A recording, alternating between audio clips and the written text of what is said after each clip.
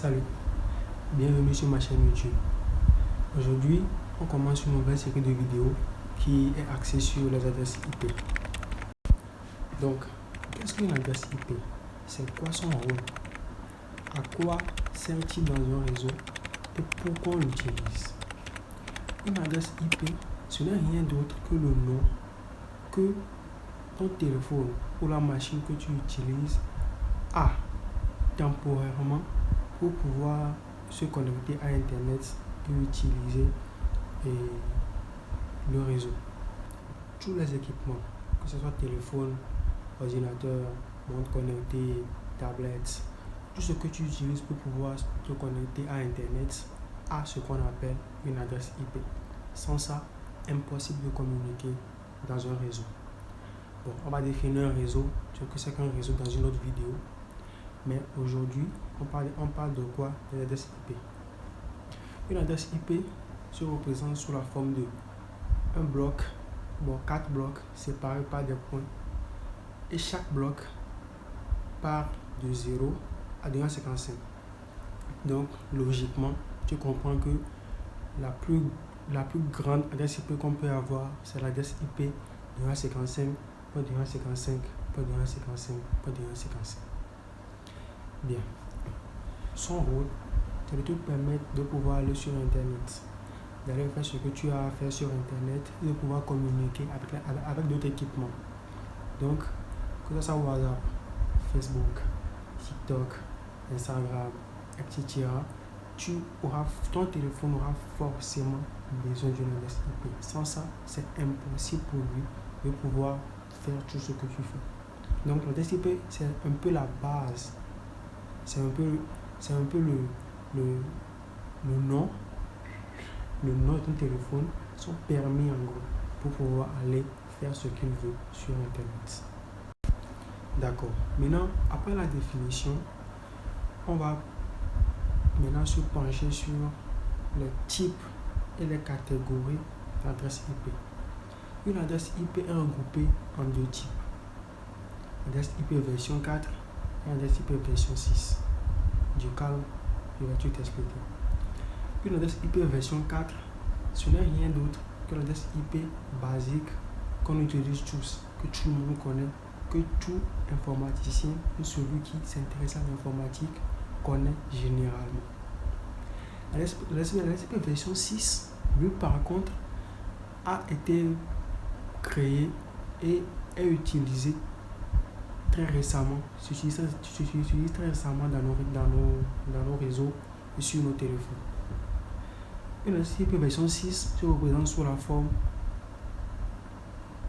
que tu vois sur l'écran. Et l'adresse IP version 4 se représente sous la forme que tu vois sur l'écran aussi. Pour comment créer une adresse IP version 4 ou version 6, comment les attribuer, comment les choisir, comment les calculer, parce que ça se calcule l'adresse IP. Tout ça là se fera dans les prochaines vidéos qui vont sortir sur la série des adresses IP. Bien. Maintenant, les catégories d'adresses IP. Il faut savoir que une adresse IP version 4 est scindée en deux catégories. L'adresse IP publique et l'adresse IP privée. Une adresse IP privée, imaginons que tu as ton téléphone, ton routeur,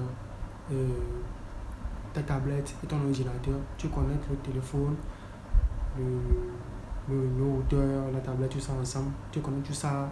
Ton routeur, en gros, c'est ton Wi-Fi, le micro-SIG, le Compass, le TP-Link que tu utilises. Tu les connectes au TP-Link. Déjà, tu formes déjà un réseau là, comme ça. Le routeur, lui, va automatiquement donner quoi?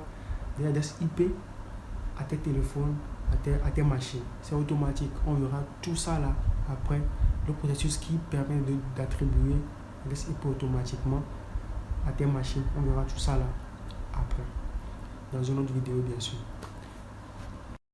Donc, il faut savoir que lorsque ton téléphone va vouloir communiquer avec ton PC, parce que bien sûr, c'est faisable, c'est juste parce qu'on ne connaît pas comment faire.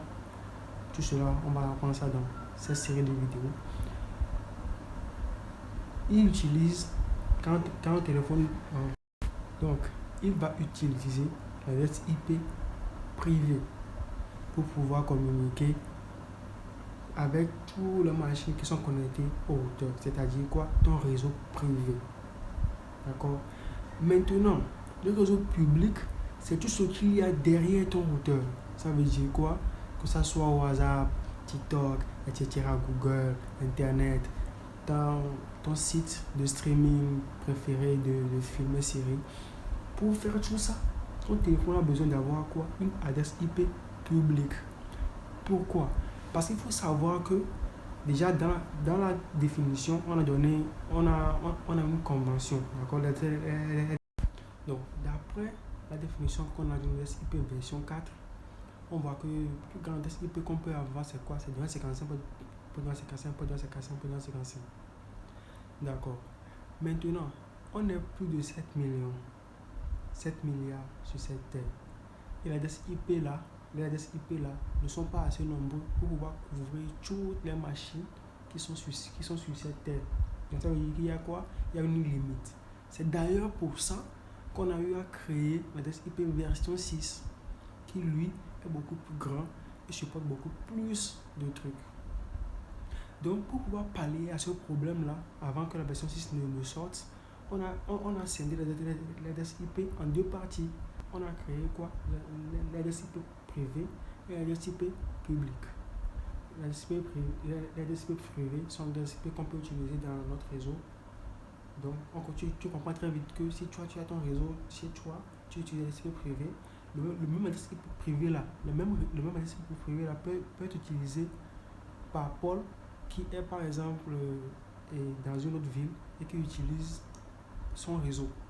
Donc quand on va aller sur Internet, on va passer à l'adresse IP publique. Et quand on parle d'adresse IP publique, là c'est une autre histoire, c'est un autre procédé, c'est un autre processus qui se passe sur Internet. Donc je pense qu'on va s'arrêter là. Il y a déjà beaucoup d'informations, beaucoup trop d'informations pour juste une introduction aux adresses IP. Donc dans la prochaine vidéo, on va voir c'est quoi la différence entre une adresse IP privée et une adresse IP publique. Bien sûr, c'était moi, c'était Théo. J'espère que tu as pu apprendre quelque chose dans cette vidéo. Et à la prochaine pour d'autres explications et pour d'autres vidéos.